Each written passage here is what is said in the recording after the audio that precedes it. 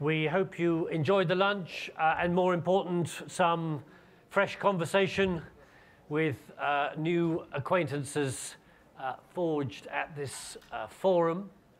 So this afternoon we're going to continue our journey, really just kicking around ideas, thoughts related to some of these crucial elements of the urban intelligence emerging agenda. And our first session this afternoon, we're going to look at, under the heading of visual informatics, and to offer us a fire starter to get our brains and thoughts into this particular topic. Welcome to the platform, Snoweria Zhang from the Senseable City Lab, to offer us a afternoon fire starter.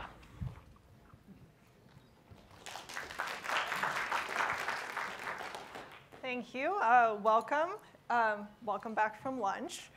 Before I start, I just want to say one thing. Hi, Mom and Dad. They're watching the live stream, so. But jokes aside, I want you to picture Boston for a second. What do you see? The Prudential Center? The John Hancock Tower? Or maybe now it's spring season, you picture sailboats tipping over in the Charles. And I want to tell you that I moved here to Cambridge 10 years ago.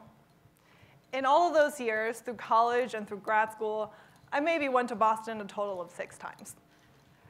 And if you had asked me to draw a map of Boston, it would include all of the details of Newbury Street, you know, from all the stress shopping that I did, and Boston Common maybe, but probably not much else. And actually, in fact, when I first moved here for a long time, I thought the Boston Red Sox was a clothing store, and I looked for it really hard on Newbury Street, and I couldn't find it. And for those of you out of town, it's I think it's a baseball team, but I'm not super sure. But, I mean, my sports ignorance aside, the notion of a mental map is actually quite interesting. In the image of the city, urban theorist Kevin Lynch, who actually, by the way, taught here through his academic career at MIT, interviewed Bostonians on how they saw the city. And then he drew maps of the imageability of the urban fabric. And it's not surprising that to many Bostonians, the city is anchored by these 2 parks that you see in the map and a shopping district, so, you know, rampant consumerism. But Kevin Lynch argues that the urban legibility, the city legibility, is actually key and crucial to how we construct these cognitive maps. But how do we define legibility? Or more importantly, how do we define legibility when the space in question is indoors and as complex as an airport or a European train station? Not so much American train stations, because we don't really have a great train system here. But this is precisely the research question that our researchers set out to explore. Through 200,000 images collected at Gare de Lyon and Gare Saint-Lazare in Paris, we trained a neural network to tell us exactly where these images are taken from. We also conducted a survey that compared how humans and computers read space differently. And guess what? We found astounding similarities between the 2. And of course, this is the very sophisticated part of the project.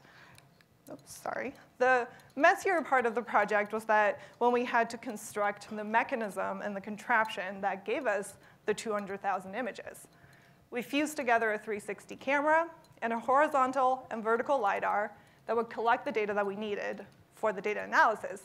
And if you have ever tried to transport a homemade electronics through airport security, you're probably internally screaming at the Herculean task that we signed up for. And here's actually an image of one of our researchers taping the letters MIT onto the box so that, you know, we could get through customs more easily. And it did work.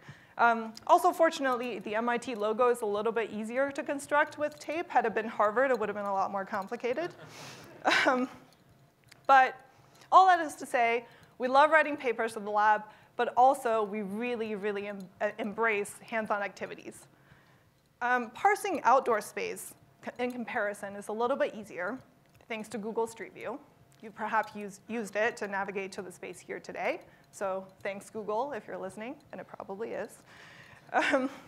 In our project, Treepedia, where we wanted to not only explore the streetscape, but also focus on a particular species that actually make our environment so pleasant, trees. Through millions of images collected through Google Street View, we constructed a tool that would allow citizens to compare urban greenery in their cities to others. And we did that for 28 cities. So if you go on the Trupedia website today and find that your beloved city is absent, please let us know. We would love to add you to the mix. And of course, Google Street View is only one way of seeing the city. There are many, many other ways. And especially with the rise of autonomous technology, which we talked about this morning, we can't help but wonder, how do machines actually see city fabric? And the answer is very similar to the George Seurat painting that you see here. It's through pointillism. We've been collaborating with the AMS Institute to put a fleet of autonomous boats in the canals of Amsterdam. If you were here this morning, you know that this project is called Rowboat.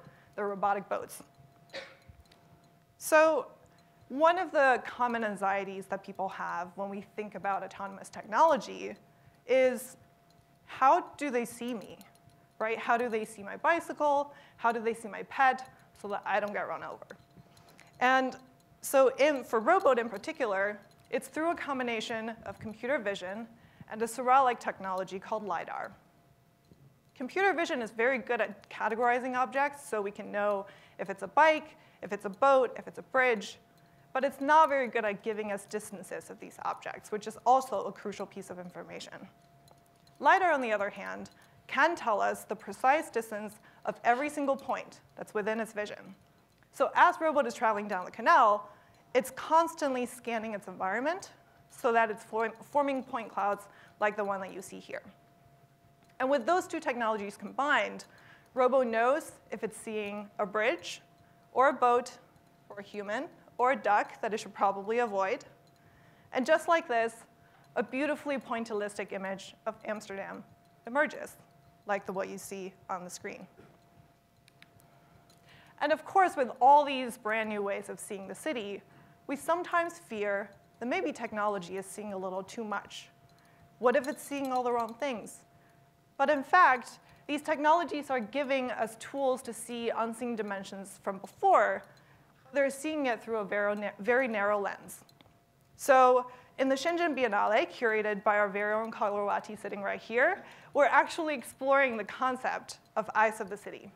And it's a very interesting and polemical concept, which I'm sure our panelists here today will have many thoughts on. So on that note, I will hand it back to Peter, who will introduce the panelists. Thank you. Great, thanks, Lotta. We've got a wonderful panel this afternoon, so if I can invite them to take their seats. Timnit Gebru, as research scientist at Google AI, if you go on the far end. Then Yu Li, Associate Dean of the School of the Earth and Space Sciences at Peking University. And finally, Ricardo Álvarez, Research Associate at the Senseable City Lab. So the world of visual informatics throws up lots of interesting opportunities, but also some interesting issues and challenges. Founders outside, maybe ask. Fantastic. If anybody, it's either a sensor or some cough sweets. So, so if you, that's available if you, right. Wonderful. So, Timnit, I'm going to start with you. Great to have you with us, and you're immersed in the world of Google and Google Street View and all the rest of it. What are the messages emerging around the whole visual informatics agenda as it's creeping in from 2019 into the 2020s? Man, okay, so it's really interesting because I've only been at Google for like 6 months. And I co-lead a team called Ethical AI with my co-lead Meg Mitchell, and my expertise is in computer vision. And before Google, when I was doing my PhD, I spent a long time using Google Street View images to predict demographics. So it was really interesting to see your talk. And so what we did is we detected and classified lots of cars in 50 million images, and we used those to predict various characteristics of zip codes and precincts, like which precincts are Democrat, which ones are Republican. Can we say something about median household income? Can we say something about income segregation? This kind of stuff, right? And so this kind of analysis, I think it was helpful for many things. Especially, I'm originally from Ethiopia, so like especially in the developing world where even here, it's really expensive to do census and other kind of survey-based things. But especially in other parts of the world, like my hometown where I grew up in Addis, it's very, very expensive to do this kind of analysis, right? Using surveys like door to door. But at the same time, you can't use cars. Like cars don't have the same kind of meaning that they do in the US.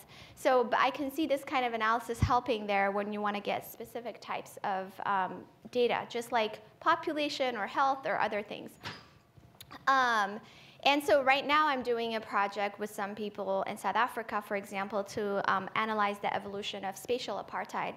Does anybody know what spatial apartheid means? It's basically segregation, but it was mandated by apartheid. And so you can use this kind of visual analysis to do that kind of stuff. But what's interesting is that over the years when I was doing that work, my thinking has really evolved, right? Because when we were doing that work, we got really excited by the kinds of things we can predict. We're like, we can predict income. Can we predict income? Can we predict, even like a CO2 per capita? Can we predict X, Y, and Z? And then at some point, we're like, can we predict crime rates? Right? And so what's the issue there? It's the ground truth data that we have that we train our algorithm to predict with, right? So when you're trying to predict some things, you have to think about the data, the ground truth data that you're getting, right? So when you look at crime rates, so there's an example of drug use in Oakland, for example. There's estimated drug use, which is very, very kind of spread out. And then there is who gets arrested and who gets reported for drug use, which is not very spread out in Oakland, right? It is certain neighborhoods, poorer neighborhoods, black and brown neighborhoods, right? And so now you use that kind of data to train an algorithm to predict crime rates. And then you have, actually people are doing things like this right now, like predictive policing, where they're trying to predict crime hotspots. And then you then send more police to specific neighborhoods. And obviously, if you have more police, you're going to arrest more people. And then you have this feedback loop. And so it's kind of this runway feedback loop that statisticians like Christian Lum, for example, and William Isaac have studied. So I started out doing that kind of work. And then now most of my time I'm spending, thinking about bias and fairness. In fact, I worked with Joy Bolamini, who's at MIT Media Lab. We had a paper called Gender Shades, where we showed that automatic gender recognition systems have bias by skin tone and by gender, right? And this had a whole, spurred a whole lot of conversation about regulating facial recognition systems, which I think is actually very relevant here, because we're talking about visual informatics, and we're talking about, if you're having all of these cameras everywhere and people are being surveilled, there's a question of who's going to benefit from this and who's not going to benefit from this, right? And so I have to mention this because this just happened last week. And so just last week, Joy and another student, Deb, had a follow-up, not last week, but like a few weeks ago, had a follow-up paper showing that Amazon's recognition, which they sell to police, have a very similar systematic biases to the ones that we showed in Gender Shades.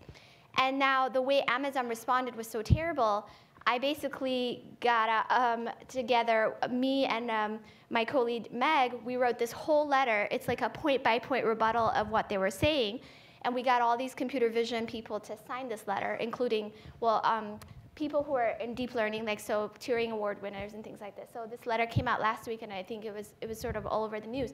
So now I'm really, really worried about there are opportunities in this kind of visual informatics, but we also really, really have to think about regulation, kind of understanding the systems that we're building, privacy, and also, I think you're going to touch on this, equity. Who is benefiting from these systems versus who's being unfairly targeted? So these are the kinds of things I'm thinking about right now. Great, thank you very much. Some significant issues. We'll see as we develop the conversation whether there's some resonation there. So come to you, Yuli. I know that you're very much involved in GI science and social sensing using big geodata. Some thoughts that you'd like to chip into the conversation? Okay. Hello, everyone. It's my pleasure to be here to share my thought on the topic of visual informatics. In my point of view, given a single image, we can only capture the information associated with one particular location. However, if we want to understand our city or region, we should aggregate such images together to better understand our geographical environment. So I would like to share the linkage between visual informatics with a fundamental concept in both geographical analysis and urban planning. Place is a unit that with particular spatial extent and associated with human behaviors, perceptions, and activities. Okay, to formalize places are very important in geography research, since for most geography applications, there are not natural unit for conduct analysis. For example, a city not a natural unit, county also not. However, a place can be seen a relatively complete unit with particular human perception. So place is a ideal unit to conduct geographical analysis. Additionally, with the development of knowledge graph, we can construct place-based knowledge graph in which each place are node in such graphs, and then we can integrate AI with spatial analysis method. So, in sum, a place have two types of properties. The first one is the physical settings. The second one is human behavior characteristics. So, as return to the concept of visual informatics, we can integrate a number of photos together with particular places to enrich the place semantics, such as the different proportions of components such as sky, trees, buildings, cars, and so on, to enrich the semantics of place. And additionally, we can use the place concept to integrate other sources, big geodata, such as social media data and taxi data, to add more information on human activities and perceptions together. So with the support of places, we can link them together to do the prediction from physical settings to predict the activities and perceptions. So by doing this, we can formalize place and then construct a place-based graph, help us to better understand the spatial heterogeneity of different levels of geographical units, such as a city or region, since places are basic unit to form spatial heterogeneity. Also, I totally agree that there are some alternative approach to enrich place semantics. For example, LiDAR can also be used to work together with images to extract physical settings. And recently, I just got the news that one paper was accepted by a JS journal. We use images to extract the facial expression to evaluate the emotion associated with particular places. So the facial expression can be extracted from using the AI technology. So in sum, I think regarding visual informatics, provide a basic concept to integrate different types of information to make us have a relatively rich semantics of our space. Thank you. Thank you very much indeed. And our third panelist, also working very much for a while in this area, Ricardo Álvarez. Some of your thoughts in this complex world of visual informatics. Sure. So a few years back when I began working on this, right, some of the inspiration was a great work done by William White in the late 70s, early 80s, where he put a bunch of cameras over in New York City, and he looked over public spaces like Seagram Plaza. And he was trying to understand through images human behavior. It's a very sociological study, but he invented some beautiful language in effectively encoding all sorts of variations of how people behaved in space, and he mapped that out. And I was fascinated by it, right? And because of my training as an urban planner, sort of my immediate reaction shifts to what does that mean as an urban system, especially if I take into account both the scale and the pace of evolution of technology. It is really interesting because there's a lot of power in taking available data sets, such as Google Street View, come up with research, figure out things like poverty, things like socioeconomic distribution, things like trees, which we can do. But at the same time, there is this back and forth between systems of intelligence where we aggregate information and we ask interesting questions, and the systems that we are putting into place, effective sensing systems that allow us to compress time and know information in real time and make decisions in real time. So now if you think about, for example, I'm just going to use cameras sort of to keep on the computer vision track, right? Just to think about some numbers. In 2015, there was about 245 million CCTV cameras around the world. By the year 2020, right now, it is projected that China alone will have about 627 million cameras. Beijing, actually, a couple of years ago, announced that they have 100% coverage in a system that it's called Skynet. And I was there recently, and they told me about their Skynet system.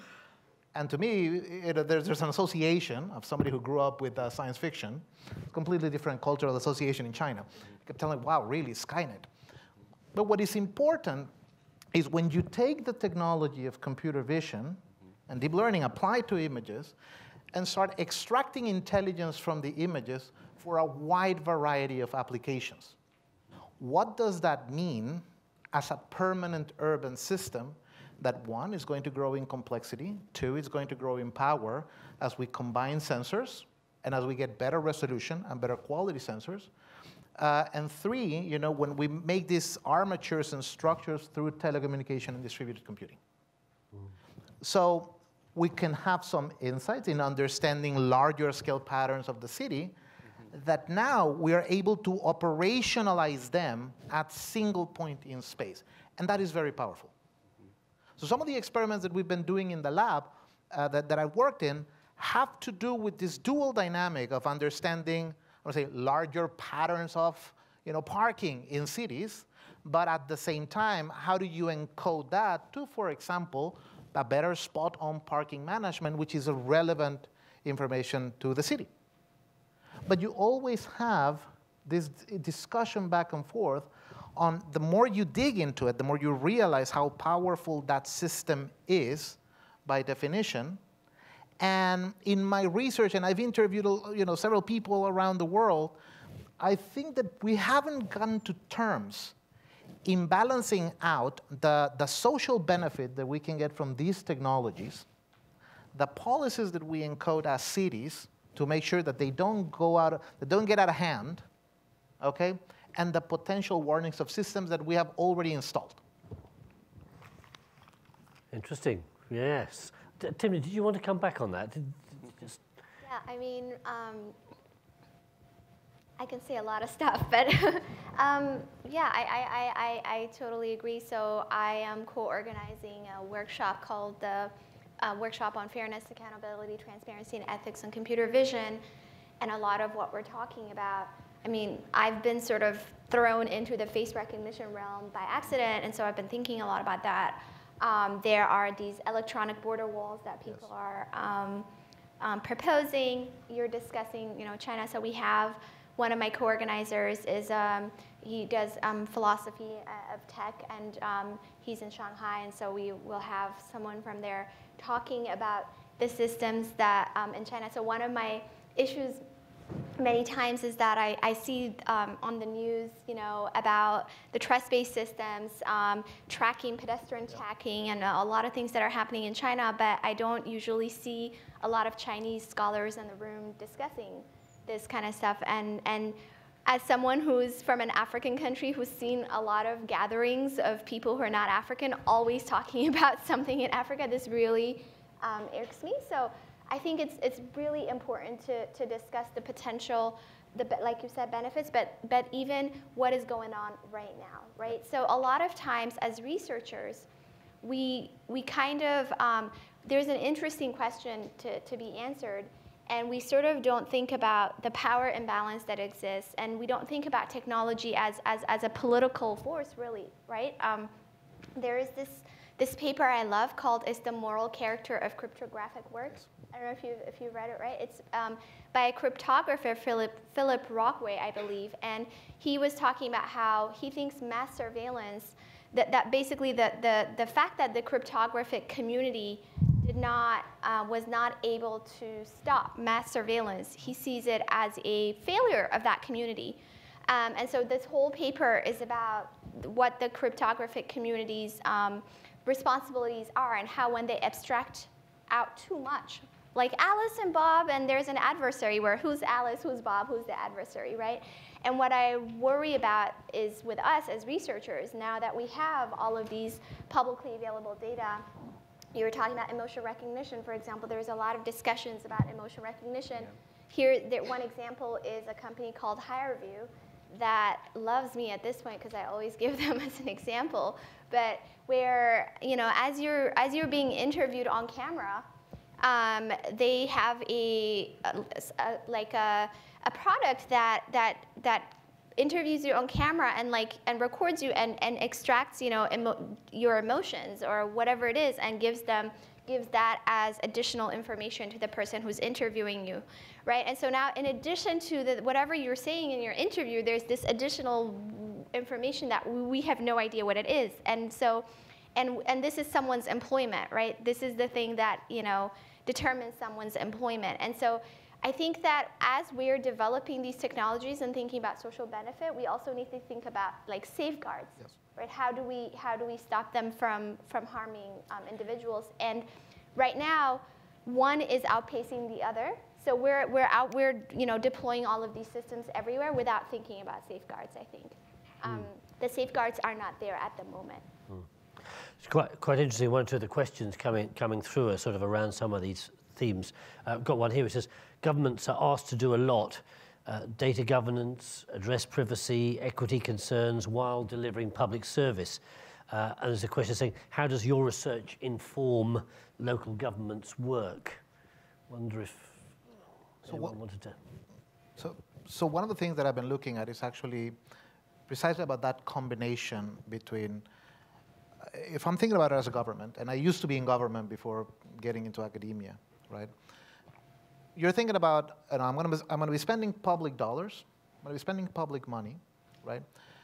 I have a series of responsibilities, some of them legal, some of them social. For example, privacy here in the U.S., you know, it's encoded as a right since Supreme Court in 1965. It's encoded as a universal right by the United Nations. How do you encode that in your laws? But at the same time, how do you maximize both the potential benefits, okay? And how do you make sure, to make it even trickier, that that distribution of benefits happens in the best equitable fashion possible? So the capturing of value, okay, gets distributed accordingly. And I do see, and in my conversations with multiple cities, it's a very active topic. Cities are trying to come to terms, how do they balance this out? Now, what is really interesting is that a lot of the discussion is centered on privacy at the moment. But the reality is that the perceptions of privacy change dramatically depending on where you ask. Right? If I'm here in Cambridge, it's a very hot topic. It's not so much in China. I'm from Mexico, trust me. It's not so much in Mexico. And to my surprise, I recently interviewed some people in Australia, and they told me that it wasn't so hot in Australia either. And if I were to make an analogy, the funkiest part of it is that we have to be careful in not necessarily demonizing the sensors, or in this case, the cameras, to keep it the same conversation. I think we have an skewed social conversation. We don't necessarily have, socially distributed the knowledge of what it can be done, okay? And we have a hard time figuring out, what are the value that we can create out of it, okay? And how do we balance it out? Ironically enough, we've sort of done so with the most invasive device ever, created, which is our phones. That we gripe a lot about it, but the fact of the matter is that there's 4 million applications in the ecosystem here, and people will line up in the store to buy them. Meaning that message of transferal of value in exchange for a degree of privacy, okay, that conversation has already permeated to a certain extent society. So I do think that cities are thinking about how do they have these conversations as they transform their infrastructures into intelligent infrastructures. Did either of you want to add anything on that? Just. I have stuff to add, Betty. Yeah. Okay. I want to share another point on link the street view image with other indicators, and there are also precision issue since most of our start data are biased. In my point of view, we cannot imagine that we can obtain a very high precision, such as 95% accuracy. However, if we want to predict the particular indicator from based image to a rather high precision, it is acceptable. From street view, we can estimate the richness or the demographic indicators. So it answers the question: to what degree that one feature can be used to predict another feature. We cannot pursue a very high precision. Maybe acceptable precision may be okay. Yeah. So a few things to add. Privacy, I totally agree.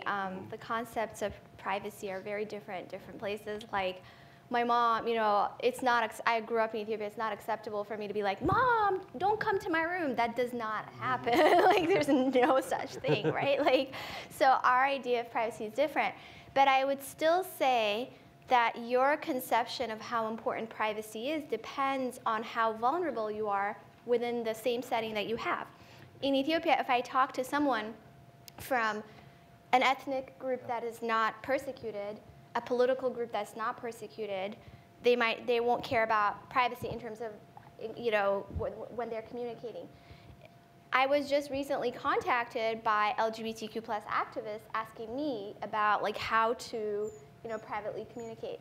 If you're in China, if you're a Muslim minority, it's going to be your understanding of how important this is going to be very different. So actually, I was talking to Cynthia Dork, who is like one of the pioneers of privacy, right? She works on differential privacy and also fairness, right? And so a lot of times, I think people's conception of privacy depends on what they think will be done with the information that is gathered, right? If they think they'll be totally fine, then probably they might not care about privacy. But if they're in a situation that they're already vulnerable, so in the US, going back to your question about how my research informs policy, right after our paper with Joy, I mean, there were a lot of people like Kamala Harris asking for regulation on usage of face recognition by law enforcement, right? So people in Georgetown Center for Privacy and Equity wrote this document called the Perpetual Lineup Report in the US that talks about how face recognition is used by law enforcement and the fact that it's unregulated, that we don't even know what accuracy they have for each demographic. They're not required to tell us how they're using it and how, same with ICE. One example is I signed a letter against something called the Extreme Vetting Initiative that ICE had, which was an initiative that they proposed to partner with tech companies to analyze people's social network data to determine whether someone will be a good immigrant or not. Right, and so like I know, I'm from, there's no way I would have been allowed to immigrate, right? Like given whatever I write on my social media network. So I might not care about privacy personally, even given my cultural background, but I care about being targeted and I care about being persecuted. And in the U.S., unfortunately, and in many different countries, the groups of people who have this ability to use this technology are usually not the same as the groups who are being persecuted, right? So right now, in face recognition, there was even, every week there's a new news story. There was a news story about a landlord using it to surveil like some low-income, neighborhoods. And that's so when you're in weapons of mass destruction, Cathy O'Neil talks about people's socioeconomic status and who are the people who are most subjected to automated tools. It's usually the people in lower socioeconomic status, right? And so when we're discussing the potential benefits and the potential harms of these things, we should always keep in mind what the geopolitical kind of landscape looks like at the moment, and try to make sure that the benefit, when we say potential benefit, it's also benefiting the most vulnerable in our populations. Thank you very much. Time again is not our friend, and this conversation will run and run, and we may bring it back in the final session a little bit. I just had a quick question that's come up on Slido to you, Ricardo. Will virtual reality be the next step of visual informatics? I think it has a very important role to play.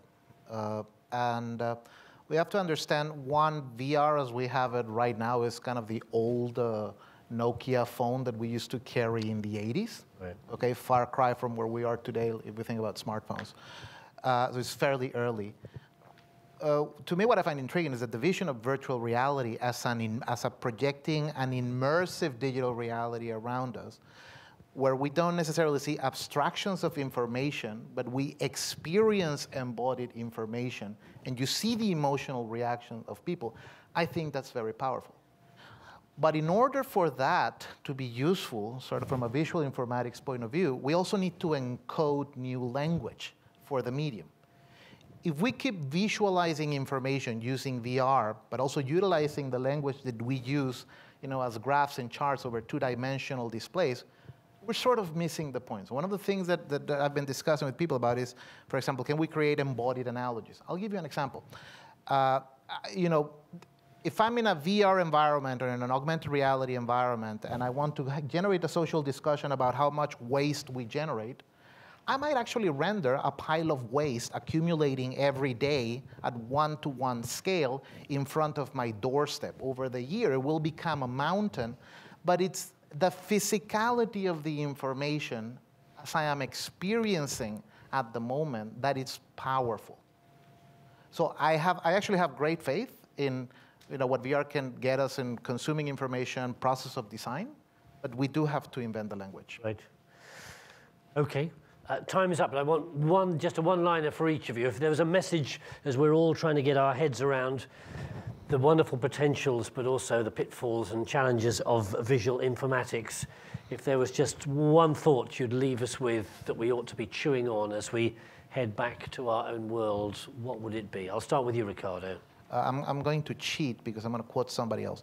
As we keep generating these very powerful sensing systems that give us information in space, as Spider-Man would say, or, well, Uncle Ben, with great power comes great responsibility. Right. And where I think we urgently need to have a discussion on the responsibility. Okay.